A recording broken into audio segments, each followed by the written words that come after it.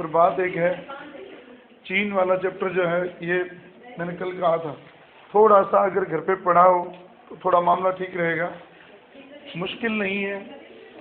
बस कहानी एक बड़ी मज़ेदार है यहाँ, वही है। पहले तो एक बात ये, अगर आपने उसे के सोनी, अरविंद भास्कर किसी से भी पढ़ा है, लैंग्वेज बहुत टफ है उसकी, पर एक चीज़ ये, आपको कहानी तो ये पढ़नी है। सिलेबस में तो चीन में साम्यवाद कह लो या चीन में 1949 की क्रांति कह लो, बात एक ही है। लेकिन अगर इसको सीधे पढ़ोगे तो फिर बात समझ में नहीं आएगी, हमें लौट कर बहुत पीछे जाना होगा। शुरू चीन को वहीं से करना होगा, थोड़ी थोड़ी भूमिका, ज़्यादा नहीं, सिर्फ इस कहानी तक आने के लिए। वही ये है, देखो आप प्राचीन काल में जाओ, चीन का अस्तित्व तो बहुत पुराना है। हाँ, देशों की सीमाएं जरूर कम या ज़्यादा होती रहीं, पर चीन तब भी मौजूद था, जिसमें कौटिल्य के अर्थशास्त्र में भी उसका उल्लेख है। ये अपने अपनी क्लास में भी पढ़ा है। भारतीय संस्कृति का विदेशों में प्रचार, तो हम पढ़ते हैं कि चीनी पट्ट का उल्लेख कौटिल्य के अर्थशास्त्र में भी मिलता है। दूसरी बात, समय गुजरता गया और आपके सिलेबस में एक बात नहीं है, कनिष्क या कुषाण साम्राज्य। कुषाण साम्राज्य के काल में एक प्रश्न बहुत बड़ा है, महान रेशम मार्ग, ग्रेट सिल्क रूट, जिस पर कुषाणों का अधिकार था। और वो जो सिल्क रूट है, कहाँ से कहाँ जोड़ता था, चीन से भारत और भारत से रोम। उन दिनों में चीन और रोम की बनती नहीं थी, लेकिन चीन के बने हुए माल की डिमांड रोम में बहुत थी। तो हमारे देश में कुषाणों के काल में सबसे ज़्यादा सोना क्यों आया? उन्होंने चीन से माल खरीदा और सीधा रोम को बेच दिया, खुद कुछ नहीं किया, दलाली का काम किया, पैसा खाया, तो भारत एक सोने की चिड़िया बना। कुल मिलाकर समय गुजरता गया और चीन के साथ एक बात जुड़ी है, चीन दुनिया में अपने आप को एक ऐसा राज्य समझता था हिमालय की तलहटियों में कि ये धरती पर स्वर्ग का राज्य है। और चीन चाहता था, और अब आप आज भी देखते हो, चीन दुनिया की जरूरत की चीज़ें पूरी कर रहा है, तो अपनी जरूरत की चीज़ें तो वो क्यों नहीं बनाता होगा। इसलिए चीन कहता था कि मेरा राज्य जो है धरती पर स्वर्ग है और मुझे किसी से कोई खरीदना नहीं, कुछ बेचना नहीं। लेकिन अब एक बात और है, इंग्लैंड जैसे पूंजीपति देश, अमेरिका जैसे देश, वहाँ पर चीन की बनी हुई चीज़ों की ज़रूरत थी, लेकिन चीन उन्हें किसी को बेचने को तैयार नहीं था। 18वीं शताब्दी की बात कर रहा हूँ। अब सवाल ये, बार बार जैसे हमारे यहाँ कैप्टन हॉकिंस आया, सर टॉमस रो आया, ये तो आए, ये तो कामयाब हो गए। चीन में बहुत लंबे समय तक इंग्लैंड ने प्रयास किए, लेकिन चीन ने कोई हामी नहीं भरी कि जी मैं किसी के साथ व्यापार नहीं करूँगा। उस कहानी को यहाँ दोहराना बहुत बड़ा चैप्टर है, वो केवल इतना जान लें, 18वीं शताब्दी के उत्तरार्ध में आखिरकार इंग्लैंड ने राजी कर लिया चीन को केवल एक बात पर, आप मुझसे कुछ भी मत खरीदना, सिर्फ आप मेरे को मेरी जरूरत की चीज़ बेचो, मैं खरीदने को तैयार हूँ। लेकिन चीन ने एक शर्त रखी, मैं ना तो वस्तु के बदले वस्तु लूंगा, ना वस्तु के बदले पैसा लूंगा, मैं सोना लूंगा। तो उसने सोना खरीद लेना शुरू कर दिया। इससे इंग्लैंड को चिंता होने लगी, चीन का बना हुआ माल इंग्लैंड में लगातार बिकने लगा और अब वो जरूरत बन गया इंग्लैंड की। अब सवाल ये उठा, इस तरह अगर रोज सोना जाता रहेगा तो एक दिन तो नुकसान बहुत होगा इंग्लैंड को। इंग्लैंड ने एक ऐसी घिनौनी चाल चली, वही ये कि उसने चीन के युवा लोगों को अफीम खिलानी शुरू की। वो अफीम की लत इतने गहरे बैठ गई कि अब चीन के लोग मरने लगे कि हमें अफीम ला के दो। अब मजबूरी हो गई कि अब आप वस्तुओं के बदले सोना नहीं ले रहे, अब क्या आ रहा है, अफीम आ रही है। इसलिए चीन की सरकार ने समय समय पर अफीम को बंद करने के लिए बड़े बड़े प्लान किए, बड़े बड़े नियम लागू किए, लेकिन वो वैसे तो बंद हो गई, तस्करी से आने लगी। भाई आप जानते हो, नशा बंद करोगे तो नशा तस्करी से आएगा। जरूरत बन गया अगर इंसान की, तो रोकना बड़ा मुश्किल है, लोग मरने लग जाएंगे। अभी इसीलिए फिर जब अफीम के ऊपर बैन किया गया चीन में, लोग तड़पने लगे, तो 2 युद्ध हुए दुनिया में, अफीम युद्ध, बहुत बड़ा प्रसिद्ध युद्ध हुआ इंग्लैंड के साथ। उन दोनों ही युद्धों में, जो 1846 से 58 के बीच में दोनों युद्ध लड़ दिए गए, और दोनों में ही चीन इंग्लैंड के हाथों या विदेशी ताकतों के हाथों, यूरोप की ताकतों के हाथों हार गया। चीन हार गया और 2 संधियां हुई, नानकिंग की संधि और टिंट सिन की संधि। ये प्रश्न पेपर में 1-2 बार आया है। नानकिंग की संधि, टिंट सिन की संधि किन युद्धों के खत्म होने पर हुई? अफीम युद्धों के। या यूं प्रश्न आता है कि चीन के दरवाजे पश्चिमी शक्तियों के लिए कब खुल गए, किन संधियों से खुल गए? नॉन किंग की संधि और टिंट सिन की संधियां। अब सवाल यहाँ कहानी बना रहा हूँ, वैसे तो चैप्टर मुश्किल लगेगा पर यूं कहानी आपको कुछ समझ आ जाएगी। समय गुजरता गया, चीन में एक राजवंश शासन कर रहा था, मांचू राजवंश। उस राजवंश ने समझौता करके इन संधियों से विदेशी ताकतों को चीन में व्यापार करने के लिए उनके दरवाजे खोल दिए। यानी कि अगर अब मैं इसको कुछ यूं कहूं कि नॉन किंग और टिंट सिन की संधियों के बाद चीन को अमेरिका, इंग्लैंड और मित्र देशों की, यूरोपीय देशों के द्वारा खूब लूटा गया, तो गलत नहीं होगा। चीन का शोषण होने लगा। जो चीन कभी स्वर्ग का राज्य कहलाता था, आर्थिक दृष्टि से मजबूत था, अब वो आर्थिक दृष्टि से पतन के कगार पर था, कंगाल था। सवाल ये कंगाली सबसे ज्यादा जो वर्ग झेल रहा था, कृषक वर्ग झेल रहा। अब ये भी याद रखना, 1842 से 46 के मध्य बहुत किसान आंदोलन भी हुए चीन में। अब सवाल ये है, चीन की जनता चीन के राजाओं से मांग क्या कर रही? वो ये मांग कर रही थी कि विदेशी प्रभुत्व को चीन से खत्म किया जाए और चीन में किसानों को कुछ सुविधाएं दी जाए। अब आपको एक चीज, अब कहानी शुरू कर रहा हूं। मांचू राजवंश के खिलाफ अगर आप यूं कहूं कि ये मांचू राजवंश के खिलाफ विद्रोह नहीं था, ये तो विदेशी ताकतों के खिलाफ विद्रोह था। या आप यूं कह सकते हैं कि विदेशी ताकतों से निपटने में कौन सा राजवंश कामयाब नहीं हो रहा था? मांचू। तो उसके खिलाफ एक किसान विद्रोह हुआ और उसका टाइम था 1851। और ज्यादा घटनाएं नहीं इसमें। अगर चीन से आपको प्रश्न आएगा, रूस और चीन से मेरी क्लास में बोला हुआ ही प्रश्न आएगा पेपर में, अलग नहीं आएगा। कोई किताब मत टटोलना बोले, जो कुछ मैं यहाँ छोड़ जाऊंगा उसको पढ़ने की जरूरत नहीं है, इतना भरोसा है मुझे। पिछले 10 सालों से प्रश्न वही आ रहे हैं। किसान विद्रोह हुआ और इस विद्रोह का नाम था ताइपिंग विद्रोह। ये थोड़ा बस नाम, ताइपिंग विद्रोह हुआ और ताइपिंग विद्रोह ने एक संस्था का निर्माण किया। वो थोड़ा नाम मुश्किल है, हुंग चिंग मेन हुई। अगर ये याद नहीं रहता तो आप ये लिख सकते हो, चीनी पुनर्जागरण की संस्था, हुंग चिंग मेन हुई। अब बात ये, आप इतनी कहानी भी याद न रखें, ये नहीं आते पेपर में, ऐसे शब्द नहीं आते। ये कब हुआ? 1851। मूलतः ये क्या था? किसान विद्रोह। किस राजवंश के खिलाफ? मांचू। और ये विद्रोह असफल हो गया, इसे मांचू वंश ने दबा दिया। और मुझे नहीं लगता आपको ये बात बताने की अब जरूरत रहेगी कि जी चीन कहाँ है। ये कलम ने नक्शा बनाया था, चीन यहाँ एरिया घेरा हुआ बहुत ऊपर तक है। ये सब सवाल ये, इसको दबा दिया गया। किसान दुखी थे, राजाओं ने फिर पश्चिमी ताकतों के आगे घुटने टेक दिए। इन्हीं दिनों में एक और बड़ी घटना घटी। सीधे यहाँ आ जाइए, 1894-95 युद्ध हुआ चीन और चीन के पड़ोसी जापान के मध्य, जो ठीक इसकी सीमा के साथ सटा हुआ है। छोटा सा देश जापान का चीन के साथ युद्ध हुआ और इतने बड़े चीन को 1894-95 में जापान ने हरा दिया। तो ये तो चीन के लिए बहुत बड़े अपमान की बात थी।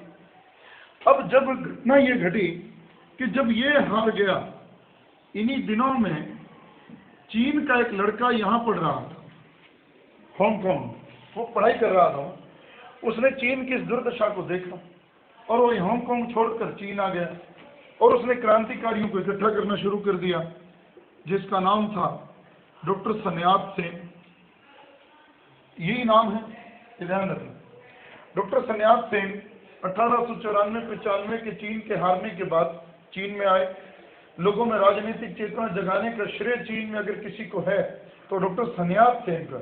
सनायत सेन नहीं है, ये ध्यान रखना, डॉक्टर सन यात सेन। बाकी पहचान लोगे, जैसा आप बोल सको वैसा ठीक है, कोई गलत हो जाए तो भी कोई बात नहीं। इन्होंने लोगों में जब चेतना जगाई तो 1894-95 में इन्हीं की प्रेरणा के परिणाम स्वरूप एक और विद्रोह हो गया, जिससे ये तो अलग रहे लेकिन इनकी प्रेरणा से विद्रोह हो गया। जैसे आप पढ़ते हो ना, बाल गंगाधर तिलक ने अखबारों में आग लगाई और लोगों ने अंग्रेजों को मारना शुरू कर दिया। उसी तरीके से डॉक्टर सन यात सेन के प्रयासों से चीन में एक दल बना जिसका नाम था समरस मुक्कों का संगठन, जिसको आप एक नाम देते हो आंदोलन, बॉक्सर आंदोलन, ये घटा हिस्सा। अब आपके सामने एक एक बात मैं ना भी बताऊं तो उत्तर है। इस आंदोलन के घटने की वजह थी किसके प्रयास? सन्यास। ये घटनाएं भी क्यों घटी? क्योंकि चीन किससे हारा? जापान से हार गया। ये चैप्टर नहीं है अभी, ये ध्यान रखना, ये चैप्टर नहीं है अभी, हम वहां पहुंचेंगे, अभी बड़े नजदीक है। इस आंदोलन को दबा दिया गया। दरवाजा पूरी तरह बंद है, क्लास नीचे लग रही है, ऊपर चल रही है।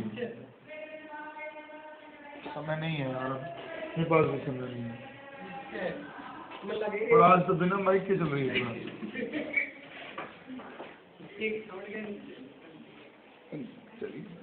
अब सवाल ये, अब आपको केवल ये जानना है, बॉक्सर आंदोलन हुआ और ये भी असफल हो गया, इसे भी दबा दिया गया। अब आते हैं मूल बात। अब क्रांति का बीड़ा खुद किसने उठाया? सन्यास। और उन्होंने एक दल बनाया जिसका नाम था कोमितान। सीधा ही लिख रहा हूँ, एक शब्द हटा रहा हूँ बीच में, कोमितान। वैसे यूं नहीं लिखा जाता, पर चलो आपको समझ में आ गए। अब आपके पास पहला प्रश्न, चीन में अगर पूछा जाए राजनीतिक चेतना जगाने में, व्यक्ति का नाम पूछा ना जाए, दल का नाम पूछा जाए, कोमितान दल, और व्यक्ति है जिसने ये बनाया, डॉक्टर सन्यास। डॉक्टर सन्यास सेन ने काम किया, क्रांति की बहुत बड़ी, और बक्सर आंदोलन की वजह से इनको एक बार यहाँ से देश छोड़कर जाना भी पड़ा, इनको पकड़ने के आदेश दे दिए। अब ये तो थे नहीं, इनका दल यहाँ काम कर रहा था। इनके अनुयायियों ने देश में गणतंत्र स्थापित करने के लिए आंदोलन कर दिया। आंदोलन हो गया और 1912 में क्रांतिकारियों ने, गणतंत्र के क्रांतिकारियों ने चीन में इस वंश का अंत कर दिया। यह है प्रश्न। सन्यास सेन के आंदोलन में 1911 की क्रांति कहते हैं इसे चीन में। 1911 की क्रांति में गणतंत्रवादियों ने मांचू राजवंश को पतन कर दिया और देश में गणतंत्र लागू कर दिया। और अब यहाँ एक ट्विस्ट है बात में, बहुत मजेदार। जब सन्यास सेन वहां नहीं थे, जब ये 1911 की क्रांति हुई, तो गणतंत्रवादियों ने राजाओं के हाथ से तो सत्ता छीन ली, लेकिन उन्होंने कहा अब किसी को राष्ट्रपति तो बनाना होगा, गणतंत्र का राष्ट्रपति तो बनाना पड़ेगा। उन्होंने अपने में से एक नेता चुना जो सन्यास सेन का भक्त था, उसका नाम था युवान शिकाई, यह नाम, इसको चुना गया। अब सवाल ये है, ये व्यक्ति इतना क्रूर आदमी और इतना चतुर आदमी, इसने एक काम किया, इसके दिमाग में बात चल रही थी। वो चाहता था कि चीन में सुधार तो हो, लेकिन राजपद जो है या मांचू राजवंश जो खत्म ना हो। यानी कि अगर मैं बीच का रास्ता आपको पढ़ाऊं तो यूं कहूं, ये इतना विरोध भी नहीं करना चाहता था राजाओं का कि वो बुरा मान जाए, और ये इतने शक्तिशाली नहीं होने देना चाहता था कोमितान दल को कि ये सिर पर चढ़ जाए चीन के। ये बीच का रास्ता, यानी कि दोनों की तरफ से बोल रहा था।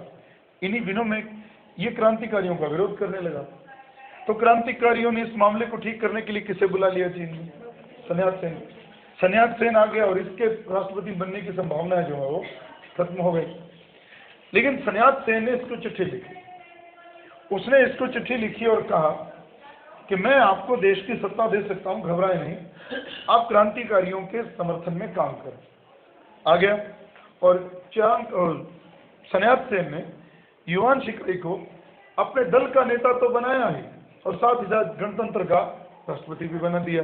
तो युवान शिकाई बन गया। लेकिन अब थोड़ी सी बात, यहाँ एक और बात है बारीक। जैसे ही इस पद पर बैठा, इसने चीन में उल्टे सीधे काम शुरू कर दिए, वापस राजतंत्र की ओर मुड़ना शुरू कर दिया। लेकिन इसका दुर्भाग्य ये रहा कि 4 साल बाद 1916 में ये मर गए। अब है मूल कारण, युवान शिकाई तो मर गया और वापस इस दल की बागडोर किसके हाथ में आ गई? सन्यास सेन के हाथ में। सन्यास सेन ने इस दल को फिर से इकट्ठा किया, पुनर्गठन किया और 3 नारे दिए, और वो 3 नारे ये हैं: राष्ट्रीयता, जनतंत्र, समाजवाद। ये प्रश्न बहुत बड़ा है। डॉक्टर सन्यास सेन के 3 नारे, राष्ट्रीयता, जनतंत्र, समाजवाद। युवान शिकाई मर गया, इन्होंने इस दल का पुनर्गठन किया और ये 3 सिद्धांत उनके लिए बाइबिल का काम कर गए, उनके लिए बहुत बड़ा नाम थे वो। देखिए चीन का दुर्भाग्य क्या रहा, सब कुछ ठीक ठाक चल रहा था कि 1925 में डॉक्टर सन्यात सेन की भी मृत्यु हो गई। अब आपके सामने है कि उत्तर है कि चीन ने 1912 में जो पाया उसे खोने का डर था, क्योंकि एक बहुत बड़ा व्यक्ति जिसने चीन के लोगों को इकट्ठा किया था, समाजवाद की अलग जगाई थी, वो तो मर गया। जब वो मर गया ये भी मर गया, अब काम खराब हो गया। अब आपको थोड़ा सा एक इंटरनेशनल लेवल पे एक बात बढ़नी है। देखिए कुओमिंतान दल के सिद्धांतों में कहीं एक सिद्धांत ये पड़ा समाजवाद, और ये बहुत जल्द एक कट्टर इसमें परिवर्तित हो गए। अब मैं कहानी, अब आपका मूल चैप्टर है सारा जो चल रहा है। ये मर गया 1925 में और कुओमिंतान दल अनाथ हो गया, और कुओमिंतान दल का फिर नेता जो चुना गया वो व्यक्ति ये था।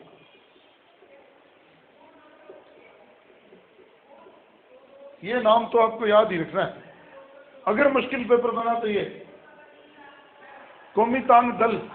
अभी आप लोग एक नाम और पढ़ते हो, उलझते कहाँ हो, अभी उसका मैं नाम ही नहीं लूंगा। Mao Tse Tung, doctor Sun Yat Sen, Chiang Kai Shek, Yuan Shikai, 4 ही नाम है। अभी एक पिक्चर तो क्लियर हुई, सन्यात सेन ने तो प्रेरणा पैदा की और किसको बना दिया उसने अपने गणतंत्र का नेता, युवान शिकाई। ये मर गया, फिर सत्ता किसके हाथ में आ गई, सन्यात। 25 में वो भी मर गए, तो कुओमिंतान दल का नेता कौन बन गया, चियांग काई शेक।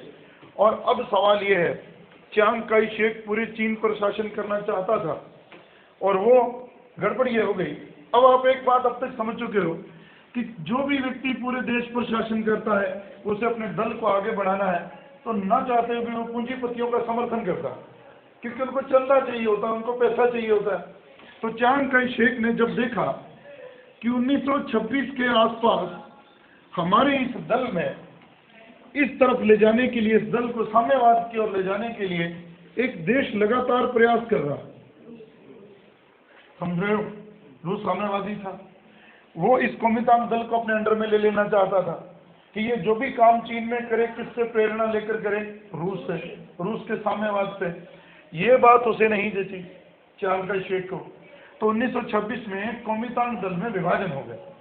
विभाजन क्या था, वो विभाजन नहीं था, एक्चुअल में वो क्या था, चियांग काई शेक ने किन लोगों का पक्ष लेकर, जमींदारों का पक्ष लेकर, पूंजीपतियों का पक्ष लेकर, किन लोगों को, किस विचारधारा के लोगों को अपने दल से निकाल दिया, जो किससे प्रेरणा ले रहे हैं, रूस से। अब है कहानी ये कि चियांग काई शेक प्रतिक्रियावादी हो गया, उसने रूस का प्रभाव ना बढ़े चीन में, इसलिए उसने अपने ही दल के कुछ उन लोगों को बाहर कर दिया जो किसके समर्थक हो गए, रूस के साम्यवाद के, और उसने चंद जमींदारों और पूंजीपतियों को अपने साथ जोड़ने के लिए इनका पक्ष लिया, उनको बाहर कर दिया। अब है ये प्रश्न, जो लोग वो थे, बचे हुए लोग थे, याद रखना, चियांग काई शेक के लोग बचे हुए कुओमिंतान दल के, उन्होंने अपना ठिकाना जहां बनाया चीन में, नॉनकिंग एक प्रदेश था, और जो बचे हुए जिनको बाहर कर दिया गया, इन्होंने अपने एक नए दल का निर्माण कर लिया। ये नाम याद रखें, ये है ध्यान, कुओमिंतान, कुओमिंतान से मिलता जो। आपसे एक प्रश्न पूछा जाए, देखो जब ये दल बना था कुओमिंतान, तो किसके प्रभाव से, सन्यात से, और उस पर किसका प्रभाव था, और सारे लोग एक ही तरह के थे। जब रूस ने इंटरफेयर किया तो वो टूटा, ये कट्टर साम्यवादी हो गया, और वो समाजवाद की विचारधारा को लेकर तो जी रहा है, लेकिन धीरे धीरे चियांग काई शेक किनका समर्थक बन गया, जमींदारों का, पूंजीपतियों का। सवाल ये, नानकिंग में जो दल मूल काम कर रहा था कुओमिंतान, और कुओमिंतान का नेता था चियांग काई शेक। कुओमिंतान किन से अलग हुआ था, कुओमिंतान से अलग हुआ था। किसने किया था, चियांग काई शेक ने। ये लोग जहां चले गए, इन्होंने जो ठिकाना बनाया वो प्रांत ये, यही मुश्किल है इस चैप्टर में। कहानी तो बहुत अच्छी है, नाम थोड़े मुश्किल है। कुओमिंतान दल का प्रधान ठिकाना कियांगसी, चियांग काई शेक का ठिकाना नॉनकिंग। अब सवाल ये, सरकार में कौन है, चियांग काई शेक, इनको तो निकाल दिया। ये चले गए कियांगसी में, ये वहीं अपना ठिकाना बनाते रहे और काम करते रहे। जब इनको निकाल दिया गया तो इन्होंने अपने दल का संगठन करने के लिए अपना एक अलग नेता चुना, और वो नेता चुना गया 1931 में। और 1931 में एक सम्मेलन हुआ, अखिल चीनी सोवियत सम्मेलन, याद रखना। 1931 में चीन के सभी साम्यवादियों को बुलाया गया और वहां पर हुआ अखिल चीनी सोवियत सम्मेलन। उस सम्मेलन में कुगचांग सांग दल का नेता कमांडर चुन दिया गया माओ त्से-तुंग, ये याद रखना। माओ, जिसको माओ भी कहते हैं, माओ त्से-तुंग भी कहते हैं। फिर कहानी दोहरा दूं, चीन में नॉनकिंग और टिनसिन की संधियों से चीन के दरवाजे दूसरी ताकतों के लिए खुल गए। उन्होंने आने वाले 40-50 सालों में चीन को जी भर के लूटा। चीन की अर्थव्यवस्था खराब हो गई, किसानों की दुर्दशा हो गई और किसानों ने उनके खिलाफ आक्रमण किए, आंदोलन किए। एक बड़ा आंदोलन 1851 ताइपिंग विद्रोह। ताइपिंग विद्रोह को मंचू राजवंश ने दबा दिया। 1894-95 में इतना बड़ा चीन इतना कमजोर हो गया कि वो एशिया का बीमार मानव कहलाने लगा। थोड़ा ध्यान रखना, यूरोप का बीमार मानव कभी कौन था? तुर्की। और एशिया का बीमार मानव कभी कौन कहलाया? चीन। चीन इतना बीमार हो गया कि छोटे से देश अपने पड़ोसी से हार गया। जब वो हार गया तो फिर एक और विद्रोह हुआ, सन्याप सेन की प्रेरणा से बॉक्सर आंदोलन, मुक्कों का संगठन, वो भी असफल हो गया और उसको भी दबा दिया गया। तो एक बड़ी क्रांति जो उनकी अनुपस्थिति में ही घट गई, उस समय वो वहां नहीं थे, इसको 1911 की क्रांति कहते हैं। चीन में मंचू राजवंश 1912 में खत्म कर दिया गया, गणतंत्र लागू हुआ और वो दल था कर्म करने वाला कुओमितांग। पहले जो व्यक्ति सत्ता में आया युवान शिकाई, प्रतिक्रियावादी हो गया लेकिन जल्दी ही मर गया। फिर वापस डोर किसके हाथ में आई? सन्याप सेन की। 1925 में सन्याप सेन मर गए। उनके 3 नाम, जिनको सान मेन चिन हुई भी कहते हैं, राष्ट्रीयता, जनतंत्र, समाजवाद, इन्हीं को 3 नाम वो दिए गए। अब बात ये, जैसे वो मर गए तो इस कुओमितांग दल के ऊपर अपना प्रभाव कौन स्थापित करना चाहता था? रूस। लेकिन चियांग काई शेक जानता था अगर रूस ने इंटरफेयर किया तो मेरी सत्ता जाने का डर है। उसने कट्टर साम्यवादियों को जो इससे प्रेरणा पाते थे उनको दल से अलग कर दिया। इसको आप कहते हैं 1926 में कुओमितांग दल का विभाजन, साम्यवादी अलग हो गए और उन्होंने जाकर ठिकाना बना लिया कियांगसी। और जहां चियांग काई शेक का दल बैठा था कुओमितांग, वो हो गया नॉनकिंग। 2 हो गए, कुओमितांग कुगचांग, और 1931 में कुगचांग दल का कमांडर बन गया माओ त्से-तुंग। अब सवाल ये है, जब चियांग काई शेक को ये खबर मिली कि माओ त्से-तुंग कमांडर बन गया, वो कुचल देना चाहता था इनको, क्योंकि वो जानता था, एक बात याद रखना, यद्यपि चियांग काई शेक ने इन लोगों को अलग तो कर दिया, अभी भी चीन की बहुत तेरी जनता का समर्थन किन लोगों के साथ था? साम्यवादियों के साथ। ये ध्यान रखना, वो उससे घृणा करते थे। सवाल ये, अब हुआ क्या? ये साल कौन सा है? बहुत बड़ा वर्ष है ये घटना के लिए। इधर तो माओ त्से-तुंग क्या बन गया? कमांडर। और इधर इन्हीं दिनों में जापान ने चीन पर आक्रमण करके एक प्रदेश पर अधिकार कर लिया, मंचूरिया। और ये याद रखना, हमने अभी यहाँ एक नक्शा बनाया था, ये जो एक प्रदेश है इसके साथ जो जापान सटा हुआ है, मंचूरिया यहाँ था, बिल्कुल उसके पास पड़ता था, उसने इस पर अधिकार कर लिया। अब कहानी बड़ी मजेदार है। और ये भी याद रखना, हमने लाल कुर्ती दल किसका पढ़ा था? गैरीबाल्डी। हमने काली कुर्ती दल किसका? हिटलर का। भूरी कमीज भी हिटलर का। काली खोपड़ी के निशान वाली कमीज पहनते थे हिटलर के वो लोग जो SS कहलाते, SS नहीं SA वाले लोग जो थे वो भूरी कमीज पहनते थे। इसी तरह चियांग काई शेक ने साम्यवादियों को कुगचांग दल को मिटाने के लिए नीली कुर्ती दल बनाया। अभी याद रखना, किनको मिटाने के लिए? माओ त्से-तुंग के दल को मिटाने के लिए नीली कुर्ती संगठन। लेकिन वो नहीं मिटा सका। इन्हीं दिनों में उसको एक अवसर मिला। अब आप बेहतर समझ सकेंगे इसको, आपको बताने की ज्यादा उलझने की जरूरत भी नहीं। आप ये समझना, मान लीजिए जापान ने चीन पर आक्रमण कर दिया। थोड़ा समझना, इस समय चीन में 3 सरकारें काम कर रही थी, 3 जगहों पे काम चल रहा है। एक तो कहाँ, दूसरा कहाँ? अब एक सवाल और, वो हैं तो इसके समर्थक लेकिन इसकी नीतियों के विरोधी हैं, इसी के दल के लोग। लेकिन ये समाजवादी हो गया, ये प्योर साम्यवादी हो गया। जो इसके विरोधी हैं एक और इसी से निकले हुए, वो क्या है, गणतंत्र के समर्थक हैं। उनको उनकी जगह थी कैंटन में। कैंटन नाम सुना, मेरे काल में हमने पढ़ा। अब 3 सरकारें थी 1931 में, जब जापान ने चीन पर आक्रमण किया। नॉन किंग की सरकार, कैंटन की विरोधी सरकार और क्यांगसी की सरकार। इतना उलझने की जरूरत नहीं, आप एक ही नाम के इर्द गिर्द चलिए, चियांग काई शेक और माओ त्से-तुंग। अब हुआ क्या, जब जापान ने चीन पर आक्रमण कर दिया, सरकारें जितनी मर्जी हो, वो तो राष्ट्रीय संकट था, उसको तो सबको मिलकर निपटना चाहिए था, यानी कि वो पूरे चीन का संकट था जब जापान ने चीन पर अधिकार कर लिया। इन्हीं दिनों में साम्यवादियों ने इनको सूचना की कि अगर आप चाहो तो मिलकर जापान का सामना कर सकते हैं। और ये राष्ट्रीय संकट क्यों था, आप देख रहे हो लगातार चीन किससे हार रहा है, जापान से हार रहा है। तो इन्होंने कहा जापान को अगर नहीं निकाला गया तो एक दिन चीन किसके अंडर में चला जाएगा, जापान के। सवाल ये है, चियांग काई शेक ने इस खतरे से बड़ा किसको खतरा माना, साम्यवादियों। उसने कहा ये जापान का खतरा बड़ा नहीं है, मुझे किसको मिटाना है, कुंगचांग दल को। और उसने क्या किया, बजाय इसके खिलाफ सेना भेजने के, उसने अपने एक सेनापति को भेज दिया। अभी वो नहीं, अपनी उसने सेना भेज दी, किनको दबाने के लिए, साम्यवादियों को। और साम्यवादी बेचारे क्या करते हैं, वो अभी इससे लड़ने की स्थिति में नहीं थे, क्योंकि पूरी राष्ट्रीय सेना तो किसके पास थी, चियांग काई शेक के पास। तो उसने क्या किया, इस दल ने, कुंगचांग दल ने इस प्रांत को छोड़ दिया, कियांगसी प्रांत को छोड़ दिया, और वो चीन के उत्तर में चले गए, ऊपर, यहाँ जाने की सोची उन्होंने, ऊपर। और यहाँ जिस प्रांत में वो जाना चाहते थे, उस प्रांत का नाम था शेंसी, या ये यूं भी लिखा मिलता है शेंसी, शेंसी प्रांत की ओर प्रस्थान कर गए। ये प्रश्न पीछे फर्स्ट ग्रेड में आया था, और ये प्रश्न उन्होंने बहुत डीप में ले जाके पूछा, उन्होंने ऊपरी नहीं पूछा, ध्यान रखना, हर एक लाइन से प्रश्न है।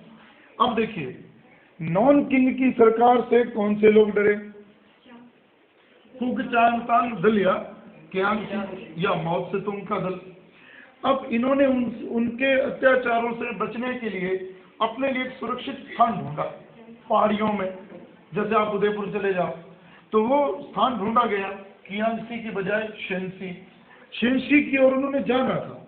और वो दूरी कियांगसी से इतने हजार मील दूर थी, 6000 मील दूर था वो, और ये उनको पैदल तय करना। ठंड बहुत थी, इन लोगों ने अपनी जान बचानी थी। 90,000 लोग चल पड़े किस प्रांत की ओर, शेंसी प्रांत की ओर। 16 अक्टूबर 1934, और जब ये वहां पहुंचे 20 अक्टूबर 1935। कितने दिन की यात्रा हो गई है, 1 साल और 4 दिन। और अब ध्यान रखना, 6000 वर्ग मील की यात्रा तय की गई, 100 दिन विश्राम किया इन लोगों ने रास्ते में, और 90,000 लोग वहां से चले थे, और जिंदा केवल 20,000 पहुंचे, बाकी लोग रास्ते में मर गए। फिर भी इन लोगों ने अपने आप को वहां सुरक्षित किया।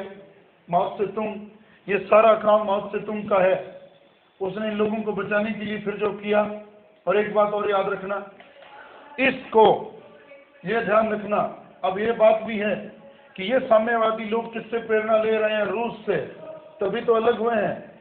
इसीलिए इस प्रस्थान को ये नाम भी दिया जाता है, लाल सेना का महाप्रस्थान। ये आया था पेपर में, और पेपर में ये आया था, लाल सेना का महाप्रस्थान कब से कब तक, 16 अक्टूबर से 20 अक्टूबर तक, 34 से 35। और जो ऑप्शन रखे गए थे, ये तारीखें वही थी, ये सन आगे पीछे थे। तो ये ध्यान रखना, बड़ा प्रश्न है ये।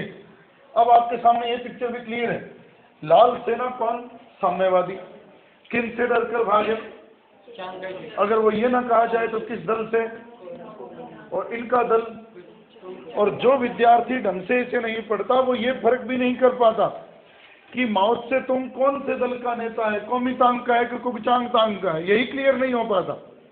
आज तक हम यही सोचते रहते हैं कि माओ त्से-तुंग सन्यात सेन के बाद आया, चियांग काई शेक के बाद आया, और वो कुओमितांग दल का ही नेता बन गया। नहीं है ऐसा। अब हम 2 चीजें पढ़ रहे हैं, कुंगचांग और कुओमितांग। कुंगचांग को कुचलना चाहता था ये दल, या कहूँ कौन सी सरकार, या कहूँ चियांग काई शेक। उसने देखो, लाल सेना का महाप्रस्थान किसके नेतृत्व में हुआ? माओ से तुंग के नेतृत्व में। और इस महाप्रस्थान नाम तो इसको दिया कौन से दल ने? और इसको मृत्यु प्रस्थान का नाम दिया, ये ध्यान रखना। अब बात यह है, जब इसको ये पता लगा चांग काई शेक को, ये लोग चले गए, वहां चले गए शेंशी में, और उन्होंने अपनी राजधानी इस प्रदेश को बना ली शेंशी के पास, ये यहाँ। जब ये वहां चले गए तो इसने अपना एक सेनापति भेजा, उसका नाम थोड़ा मुश्किल है तो याद रखना, हुंग चिंग एहलियान। पेपर में इस तरह से नहीं पूछा जाएगा, नाम नहीं आएगा, लेकिन हुंग सिंह एहलियान है, हुंग चिंग एहलियान ये नाम है उसका। अब सवाल, ये नाम सिर्फ लिखा है, भेजा किसने है इसे? किन को दबाने के लिए? साम्यवादियों को, लाल सेना को। ये व्यक्ति जब उनसे मिला, ये व्यक्ति उनसे मिल गए, किन से जाकर मिल गए? माओ से तुंग से। उन्होंने उसको राष्ट्रवाद की बात बताई, अगर हम लोग लड़ रहे हैं तो देश के लिए तो लड़ रहे हैं। अब समस्या एक और थी, ये उनसे मिल गया और चांग काई शेक को पता नहीं लगा, ये उसकी सेना के साथ लौट कर आया और चांग काई शेक को गिरफ्तार किया। चांग काई शेक गिरफ्तार हो गए। अब सवाल आपको यहां से एक बात और निकालनी है, चांग काई शेक इनका विरोध तो कर सकता है, जनता का विरोध वो नहीं कर सकता। शासन तो जनता का ही कर रहा था वो। जब उसे गिरफ्तार कर लिया इसने, तो फिर इन दोनों में एक समझौता हुआ। समझौता करवाने में विदेशी ताकतों का भी हाथ था। चांग काई शेक और माओ से तुंग में 10 फरवरी 1937 को एक समझौता हुआ, और इस समझौते के तहत दो बातें बताता हूं आपको, ज्यादा याद नहीं रखनी। नानकिंग में किसकी सरकार मान ली गई? चांग काई शेक। जो प्रदेश कुक चांग तांग के अधिकार में है वो किसका मान लिया गया? साम्यवादियों का। और एक बात साम्यवादियों ने कही, हम आपके साथ हैं, हम भले ही साम्यवादी हैं लेकिन देश का बुरा तो हम नहीं चाहते। ये तो बेचारे थे। इन लोगों ने कहा हमारे इन सैनिकों को आप मारो मत, इनको अपनी राष्ट्रीय सेना में भर्ती कर लो, हम आपके काम आएंगे। तो फिर इस समझौते के तहत साम्यवादियों की सेना को, माओ से तुंग की सेना को किस दल में शामिल किया गया? चीन के राष्ट्रीय दल में शामिल किया गया, और इसकी सेना चीन की 8वीं सेना कहलाई। ये भी बड़ा बारीक क्वेश्चन है। चीन की 8वीं राष्ट्रीय सेना कहलाई, 8वीं टुकड़ी कहलाई। किसकी सेना? साम्यवादियों की सेना, माओ से तुंग की सेना, जिसको अब किसने शामिल कर लिया? चांग काई शेक ने दबाव में आकर, गिरफ्तार होने पर इसे छोड़ दिया गया, इसे रिहा कर दिया गया। इन्हीं दिनों में एक बुरी घटना फिर घट गई। 1937 में यह समझौता हुआ। अब आपके सामने एक बात, 1937 में समझौता हुआ, 2 साल बाद विश्व युद्ध शुरू हो गए। कब बना? 1939 में। जब विश्व युद्ध शुरू हो गया तो फिर किसके खिलाफ लड़ना पड़ा? जापान को।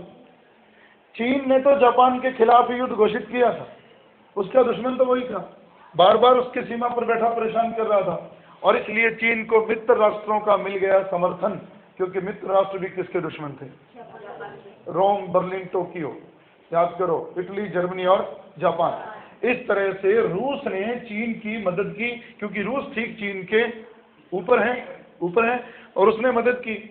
और चीन, जापान हार गया रूस से, और इस तरह से चीन का एक दुश्मन खत्म हुआ।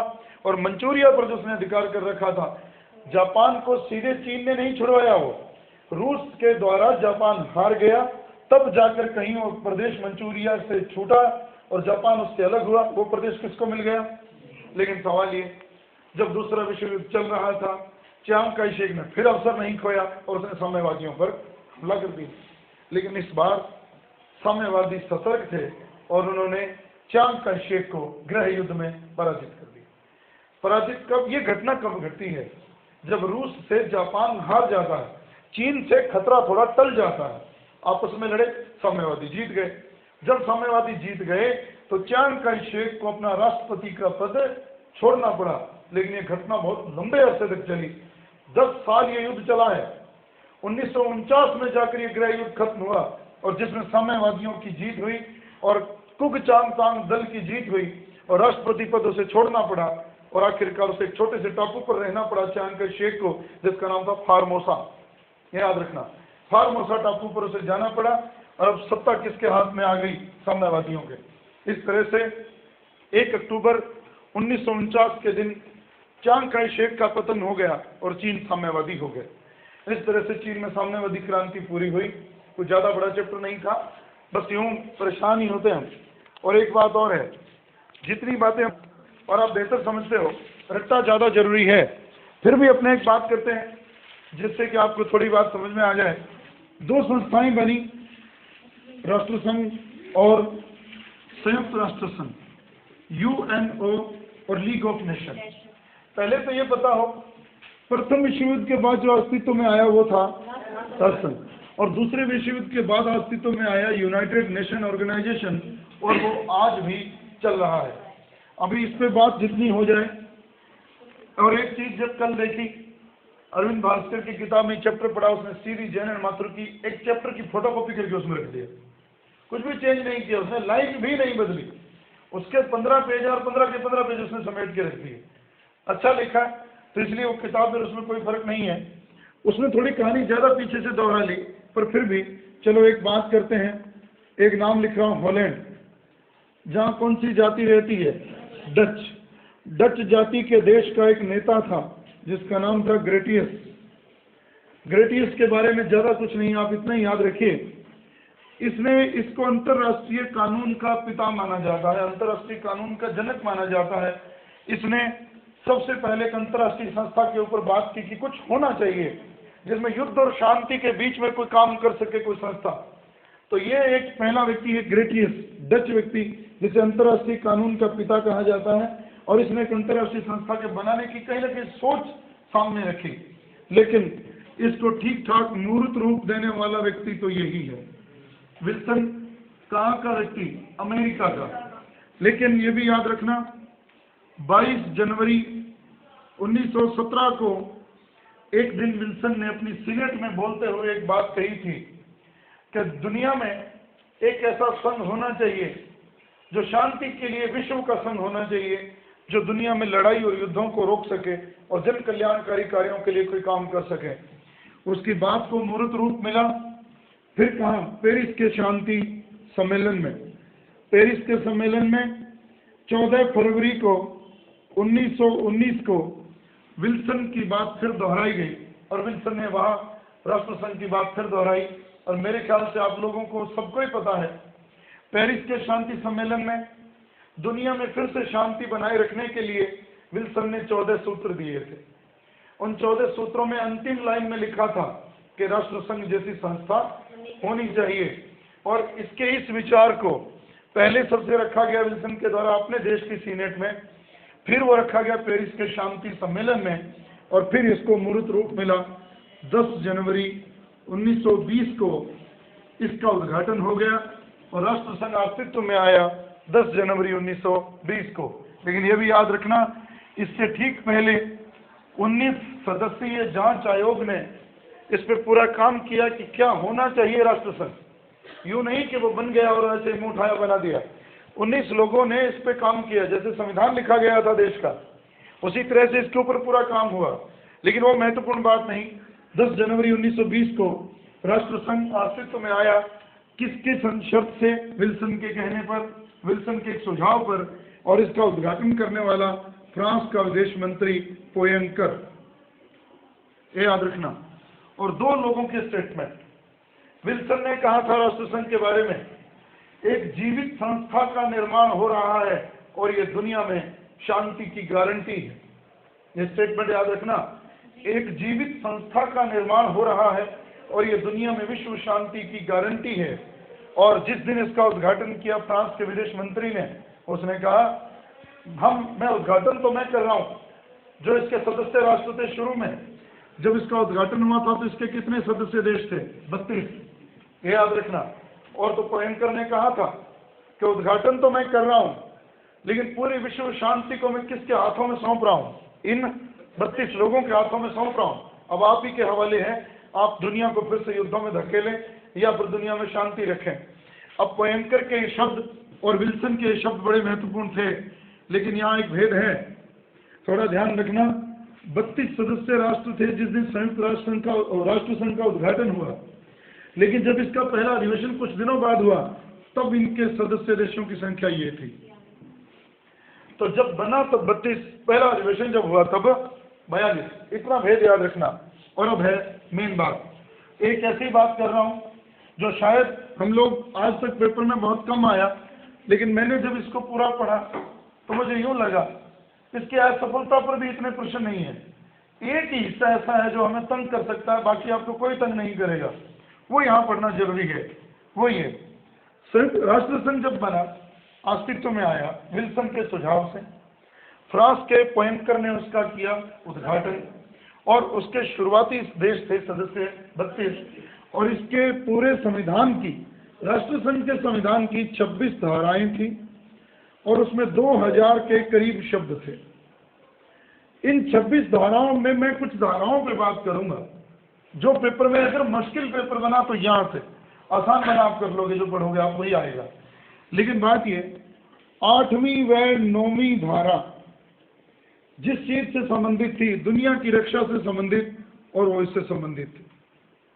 ये जानना, निशस्त्रीकरण, कि दुनिया में हथियारों की होड़ खत्म किए जाने के लिए प्रयास किए जाएंगे। कौन सी धारा? 8वीं और 9वीं। 2 धाराओं का मतलब बहुत लंबा लिखा गया इस पर। दुनिया में हथियार, और आपको याद हो जब आपने प्रथम विश्व युद्ध के कारण पढ़े थे तो आपने बेहतर बात पढ़ी थी। अगर मेरी याद है, मुझे, मैंने मेरी रिकॉर्डिंग भी सुनी थी, तो उसमें मैंने कहा कि अगर आपसे कोई एक कारण पूछे प्रथम विश्व युद्ध का तो आप कहोगे गुप्त संधियां, कूटनीतिक संधियां, और उनका जनक था बिस्मार्क। और ये कूटनीतिक संधियां आक्रमण करने के लिए नहीं हुई, अपना बचाव करने के लिए। लेकिन जब वो संधियां होती हैं, जब दूसरा गुट ताकतवर हो रहा होता है, भले ही हम ना लड़े, लेकिन लड़ने का खतरा तो सदैव मंडराता ही रहता है, संदेह का वातावरण तो बन जाता है। और मैंने ये भी कहा था कि युद्ध से ठीक पहले के 40 साल 50 साल सशस्त्र शांति का युग था। शांति तो थी, लेकिन तूफान के पहले की शांति थी, शस्त्रों की होड़ बहुत बढ़ गई थी। याद हो, जर्मनी कहता था शांति तो स्वप्न की बात है, युद्ध संसार की जरूरत है, अगर युद्ध नहीं हुए तो संसार गंदे पानी की तरह सड़ने लग जाएगा। और उसने अपनी सेना में इतनी बढ़ोतरी की, नौसेना में बढ़ोतरी की, और एक चैलेंज कर बैठा वो इंग्लैंड को कि अगर अब मेरे सामने दुनिया की कोई बड़ी ताकत भी आ गई तो उसे भी मेरे सामने झुकना पड़ेगा। तो इसी चीज को खत्म करने के लिए, हथियारों की होड़ को खत्म करने के लिए उसकी 8वीं और 9वीं धारा में ये बात लिखी गई किसके लिए प्रयास किए जाएंगे। 10वीं धारा, 10वीं धारा हमारे मूल कर्तव्यों में भी लिखी हुई है, इस तरह से मिलती जुलती है कि सारे राष्ट्र, सदस्य राष्ट्र एक दूसरे की सीमाओं की अखंडता की रक्षा करेंगे या उसका उल्लंघन नहीं करेंगे। नेहरू जी की बात तो बहुत बड़ी है, पंचशील के तत्व, शांतिपूर्ण सह अस्तित्व, गुट निरपेक्ष आंदोलन, जिसमें एक बात है ना कि हम दूसरे देशों की सीमाओं की अखंडता का उल्लंघन कभी भी नहीं करेंगे। ये उसकी 10वीं धारा थी, अखंडता बनाए रखना। अब उसकी ये धारा बहुत बड़ी है, 12वीं धारा कहती थी कि आपसी लड़ाइयों को, किन की आपसी लड़ाइयों को? सदस्य देशों की। ये हर बात किन पर लागू होगी? सदस्य देशों पर लागू होगी। सदस्य देशों की आपसी लड़ाइयों को आपसी बैठकों के माध्यम से सुलझाया जाएगा, ना कि लड़ाइयों के माध्यम से। ये भी याद रखना, आपसी बैठकों के माध्यम से मामले सुलझाना, ये याद रखना।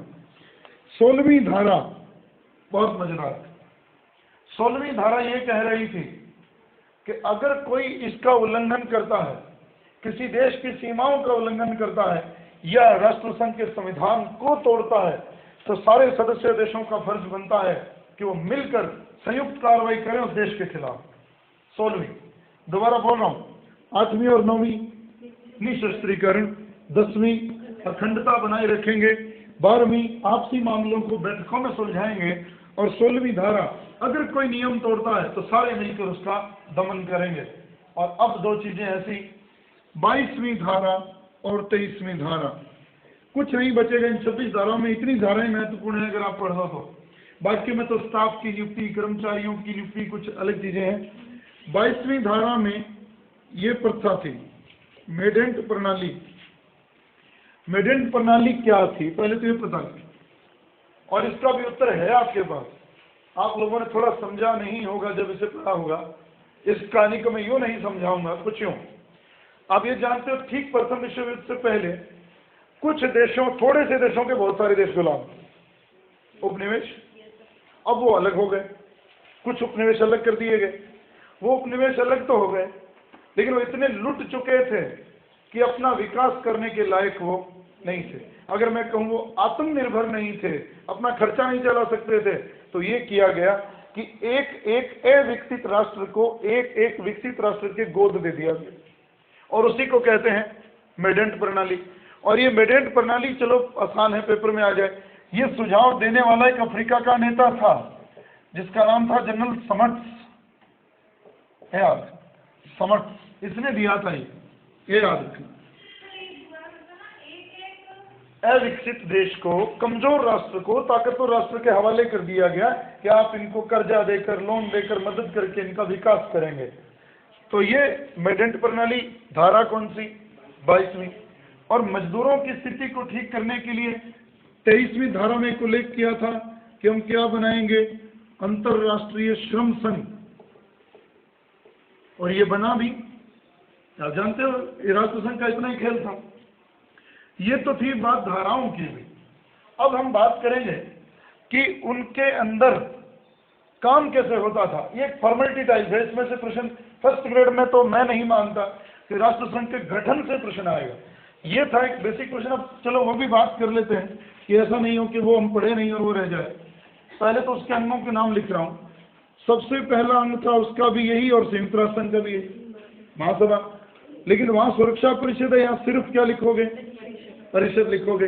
इसमें थोड़े ही थे हम, एक तो था सचिवालय और एक था अंतरराष्ट्रीय न्यायालय। लेकिन आपको पता हो, जब संयुक्त राष्ट्र संघ बन गया तो उसमें और भी परिषदें थी, आर्थिक एवं सामाजिक परिषद, न्यास परिषद, सचिवालय, अंतरराष्ट्रीय न्यायालय, फिर उनकी और बहुत शाखाएं, WTO, यूनिसेफ, यूनेस्को, बहुत कुछ है। अब ये जो चीजें हैं, मैं ज्यादा इस पर बिखेरूंगा नहीं बात। महासभा, सारे ही सदस्य राष्ट्र किसके सदस्य होते थे, महासभा के। हर राष्ट्र को अपने 3 प्रतिनिधि भेजने का अधिकार होता था, किसमें, महासभा में। लेकिन उनका वोट, तीनों ही प्रतिनिधियों का क्या रहेगा, वोट देश का एक होगा। देश भी नहीं कहूंगा, वोट सदस्य राष्ट्र का एक होगा, प्रतिनिधि भले ही 3 हो। और इनकी बैठक हर वर्ष सितंबर में होगी। और ये भी याद रखना, इसकी पहली बैठक 15 नवंबर 1920 को हुई और अंतिम बैठक 8 अप्रैल 1946 को हुई। और 8 अप्रैल को इसी के सदस्यों ने एक प्रस्ताव पारित करके इस सभा को, इस संगठन को भंग कर दिया। ये घटना में बहुत फर्क है, 26 साल का फर्क है, ध्यान रखना, नहीं जोड़ दिया। राष्ट्रसंघ बना, महासभा की पहली बैठक 15 नवंबर 1920, और उस दिन उसके राष्ट्र कितने सदस्य थे, और जिस दिन इसे भंग किया गया उस दिन कितने थे, 34। ये भी याद रखना। तो महासभा में 3 प्रतिनिधि आएंगे, एक वोट होगा। अब एक बात तो इतनी, पहली बैठक इस दिन और अंतिम बैठक 8 अप्रैल 1946। परिषद आज की तरह 5 स्थायी सदस्य थे और 4 अस्थायी थे जब ये शुरू हुई थी।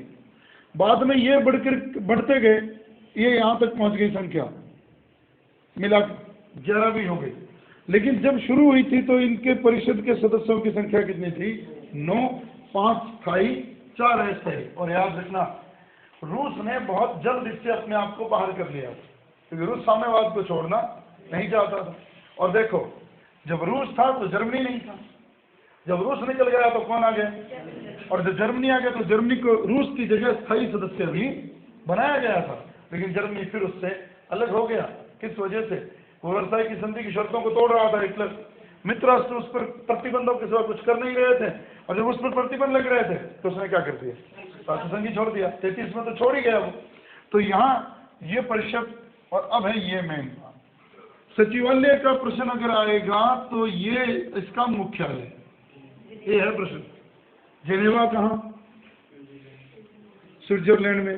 स्विट्जरलैंड में ही क्यों, स्विट्जरलैंड में ही क्यों, छोटा सा देश है, इंग्लैंड भी तो उसके पड़ोस में है। इसने प्रथम विश्व युद्ध में हिस्सा नहीं लिया, बाहर रहा, शांति का प्रतीक बनकर रहा, इसलिए केंद्र कहाँ रखा गया? जेनेवा में। अब बात ये, अब यहाँ आ जाइए, सचिवालय में बैठता था कौन? महासचिव। और बाकी मैं स्टाफ की कोई बात नहीं करूंगा, महासचिव आज भी है ना, होता है ना राष्ट्रसंघ, संयुक्त राष्ट्र संघ में। इसके पहले महासचिव जो बने 1920 से लेकर 1933 तक इंग्लैंड के, एरिस जेम्स ड्रम्ट, या हाँ ड्रम्ड, ये नाम, एरिस जेम्स ड्रम्ड, ये नाम है उनका, जो 13 सालों तक इसके महासचिव रहे। ये याद रखना, बाद में फ्रांस के हाथ में सत्ता आई, तो ये याद रखना स्विट्जरलैंड के जेनेवा में इसका सचिवालय था। और एक बात याद रखना, राष्ट्र संघ की सबसे कम विवादित संस्था कही गई सचिवालय, जिसके साथ विवाद नहीं जुड़े थे। अब ये अंतर्राष्ट्रीय न्यायालय, आप एक तारीख याद रखो, जिस दिन संयुक्त राष्ट्र संघ का उद्घाटन हुआ था 10 जनवरी 1920, लेकिन उसी दिन इसका उद्घाटन नहीं हो गया, उस दिन तो अंतर्राष्ट्रीय श्रम संगठन का उद्घाटन हुआ, वो बराबर है, ये बराबर नहीं है। इसका पहला काम होता 30 जनवरी 1922, जिस दिन उन्होंने अपनी पहली कलम चलाकर अपनी कार्रवाई की, अंतर्राष्ट्रीय न्यायालय 30 जनवरी 1922।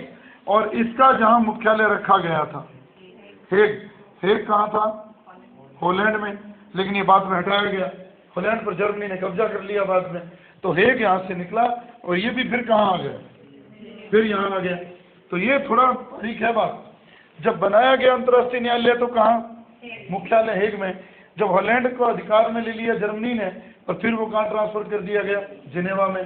तो इसलिए ये तो था, और अंतर्राष्ट्रीय न्यायालय में भी उस समय जज और जजों की संख्या थी 15। ये एक बेसिक ढांचा है, इससे ज्यादा पेपर में राष्ट्रसंघ संयुक्त राष्ट्र से ज्यादा प्रश्न नहीं है। लेकिन अब बात आज इतनी ही, कल हम बात करेंगे, थोड़ी सी बची है, वो इसका ऐसे जल्दी में नहीं, कौन कौन से मुद्दों को ये सुलझा सका और कौन कौन से मुद्दों को ये सुलझा नहीं सका।